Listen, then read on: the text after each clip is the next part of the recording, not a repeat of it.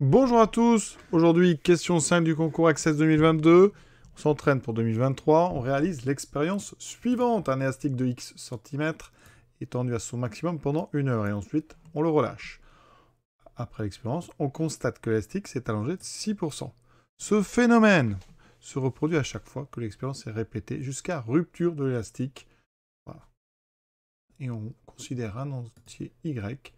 L'entier est immédiatement supérieur à ln de 2x sur ln 1,6. Donc regardez, si on prend au départ, d'accord, si on étire une fois, on a donc plus 6%. Quand on augmente de 6%, je rappelle, on multiplie par 1 plus 6 sur 100. Très important ça. On augmente de t%, on multiplie par 1 plus t sur 100. Donc ici par 1 plus 6 sur 100, c'est-à-dire 1,06. Autrement dit, la longueur d'après, c'est 106% de la longueur de départ. Donc là, c'est 1,06 fois x. Et maintenant, on fait pareil. On a encore plus 6%. Donc, cette même multiplication par 1,06. Donc, si on étire deux fois, on aura 1,6 fois 1,606. Ça ferait donc 1,06 au carré. D'accord ? Et ainsi de suite. Si on étire une troisième fois, on aura 1,6 au cube, puisqu'à chaque fois, on multiplie par 1,06. Et donc, au bout de n étirements, on aura 1,06 puissance n fois x. D'accord ? En fait, on est sur une suite géométrique de raison 1,06. D'accord ? C'est-à-dire que si la longueur, on l'appelle ln, longueur pour n étirements, eh bien, ça veut dire que c'est une suite donc géométrique, c'est 1,06 puissance n fois la longueur de départ. D'accord ? Je rappelle que cette formule, si vous prenez n égale 0, ça fait 1,06 puissance 0 fois x, et la puissance 0 ici, de 1,06, c'est 1, donc ça fait bien x. Voilà. Donc maintenant, on regarde la question. Petit a. Si on répète n fois, donc c'est 1,06 puissance n fois x. Alors qu'ici, on vous propose 1,06 x puissance n. Donc si vous enlevez les parenthèses, ça fera 1,06 puissance n fois x puissance n. Ça n'est donc pas du tout la même chose. D'accord ? Donc ici, ça n'est pas la même chose. Évidemment, à une condition, il faut que x, si x était égal à 1, ça serait pareil. D'accord ? Donc ça, c'est uniquement si x est égal à 1. Si x est égal à 1, cette formule, elle marche encore. Je dis. Donc, les informations devant être vraies dans tous les cas, ça veut dire qu'ici, on peut considérer que A est faux. Si x est différent de 1, cette formule n'est pas du tout bonne. B. Si on répète deux fois, donc on a 1,06 fois 1,06. Ça, c'est notre coefficient multiplicateur. Alors, est-ce que ça fait plus de 10% ? Eh bien, on calcule donc 1,06 fois 1,06. 6 fois 6, 36, je retiens 3. Voilà, ensuite, ça fait 600. Ici, 36. Ensuite, on baisse, c'est un 0, donc je mets un deuxième point. Et ici, je mets 106.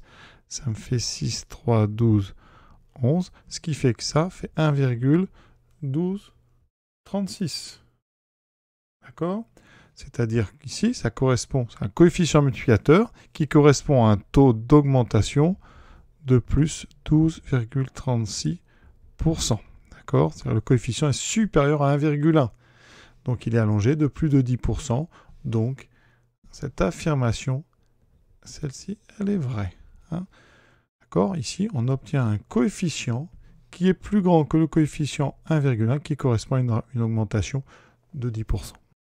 Affirmation C, au bout de n étirements, n expériences, donc on a une longueur qui est 1,06 puissance n fois x. Si j'enlève la longueur de départ pour voir l'allongement, ça me fait donc ici, en factorisant par x, 1,06 puissance n moins 1 fois x. Vous voyez qu'il faut qu'il y ait x dedans.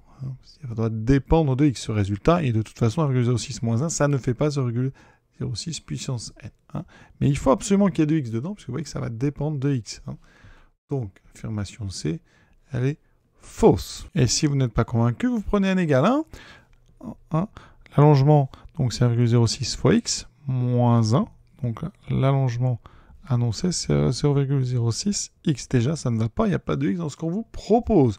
Et après, c'est bien plus compliqué parce que au deuxième coup, ça sera 1,06 au carré moins 1x. Vous voyez que c'est beaucoup plus compliqué. Donc, c'est vraiment faux. Question D, c'est là qu'on va utiliser le y pour atteindre au moins une longueur de 2x cm. Ça veut dire qu'il faut que 1,06 puissance n fois x, c'est-à-dire la longueur, soit atteindre, donc ça soit supérieur ou égal à 2x. Donc déjà, on peut diviser par x qui est un nombre positif. Donc on doit résoudre ici 1,06 plus grand que 2.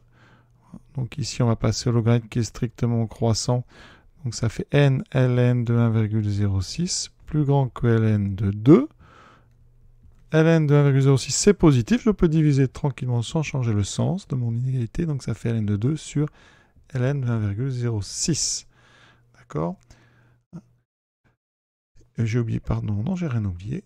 Donc c'est bon, ça fait n plus grand que n de 2 sur 1,06. C'est indépendant, ça c'est important, c'est indépendant de x. D'accord ? Et y dépend de x. Donc ça veut dire qu'ici, il ne faut pas répéter l'expérience y fois, il faut trouver un entier qui est indépendant de y complètement et qui est plus grand que ln de 2 sur ln de 1,06. Donc la D, elle est fausse. Et pour ceux qui iraient le calculer, ça fait à peu près 11,8. Donc on doit prendre n comme c'est un entier supérieur ou égal à 12. D'accord ?